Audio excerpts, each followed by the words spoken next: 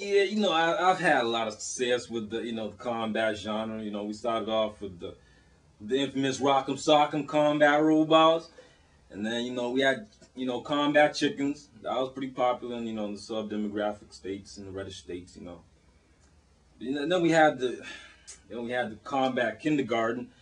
That really didn't reach the financial success I thought it would, but this show's gonna put me on the map. This show, I know for a fact, is gonna put me on the damn map. It's really something special. It's something really special.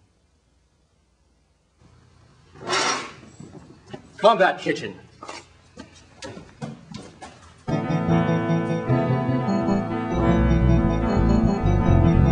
This is really not a particularly new phenomenon. Competitive or combat cooking, as it's more properly known, has been with us since the time immemorial. Fundamentally, what really is cannibalism, if not that. I've been working on the show for about 6 months, and every day, God, it's just so invigorating. I love having a second chance, And this show, the way it's taken off, it's not all because of me, but come on, look like this. Leon Troglus, presidential assassin, was actually motivated to kill William McKinley in 1901 due to his preference for creme-based sauces. Of course we've had comparisons between kitchen combat and other cooking shows. Okay, they did it first, but we do it right, you know what I mean? Like, we've got sex, we've got attitude, and we've done it the American way. I don't know much about fine foods and stuff, but I know what people want to see. A little TNA, a little violence, and a whole lot of eating. The other thing they want to do, they want to see me act like my character from My Three Dads. I'm not really like this. Bimbo. I'm not a bimbo. That was just my character on the show. It's not easy. This is, it may seem a little bit glamorous, but it's not easy being the top chef, the head combateer here. During the early Endo period, many social groups picked their heads of state via cook-offs that could last for weeks. It's just getting that chance to work those extreme culinary muscles, And it doesn't just come from here. There's something I like to call the Triple H factor. Okay, it starts up here. Okay, all right, and from there, right in here. That's your second H right there. So you got the head, you got the heart. All right, and then where does it come out? Right here. All right. This is where the magic happens. Okay, right in these. Okay, take a look. Take a good look. All right. And don't you dare look away. Don't you dare look away, because the second you look away, you get the culinary slap down. And it stings, baby. It stings.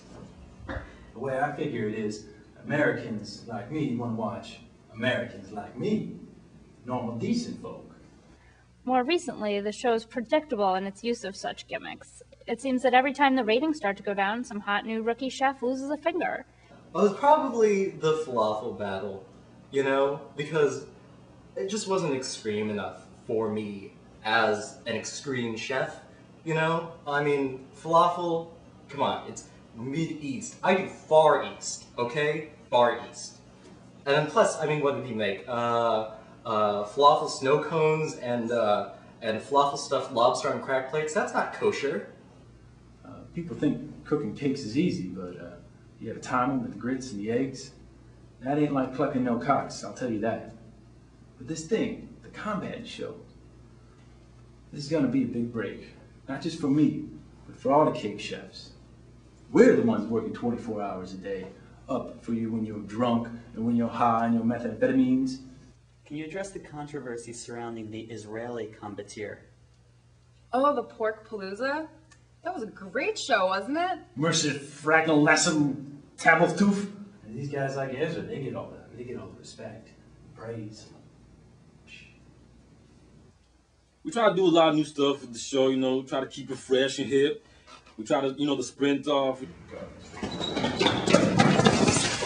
tried the blindfold fondue. I heard you can't even get buried in a Jewish cemetery now, though. We even brought in homeless kids to be judges at the cook-offs, but, judging wasn't so good. Kids always asking for more food and stuff. These guys with all this fruity-froo cooking, this bland, friended, fruity-froo, hooty-hoo, farshnar nasty. Damn it, they don't just fix for 20 people a night. My favorite is when they let me pick the secret ingredients. Vegetables, come on. We need to give these guys something to think about. I mean, they're like totally excellent chefs. We're really trying to come up with some non-traditional ingredients. I mean, not that they're not edible. People think pancake cooking is easy, but it's not. You gotta get the timing with the grits and the eggs and... Timmy, good. Oh, I can't talk much about that, you know. With the liabilities and to yet to be determined, I can't talk about it. I mean, there's been years of cooking shows, and, you know, without warning disclaimers, and since some kid loses a foot in the blender, why isn't I'm accountable? I mean, anyone can have people swallow handfuls of live maggots for money, but to turn them into a creamy, decadent, elegant dessert for glory, those are two very different things. I don't put the damn disclaimer. You know what? All y'all need to get out of here.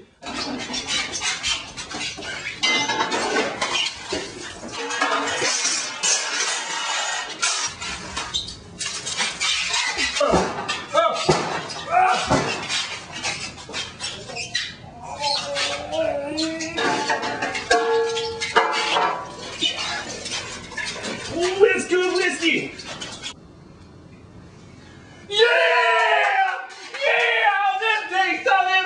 Taste in your mouth, huh, Mr. Ashbrook? Mr. Big Shot? Who wins now? America wins. That's who.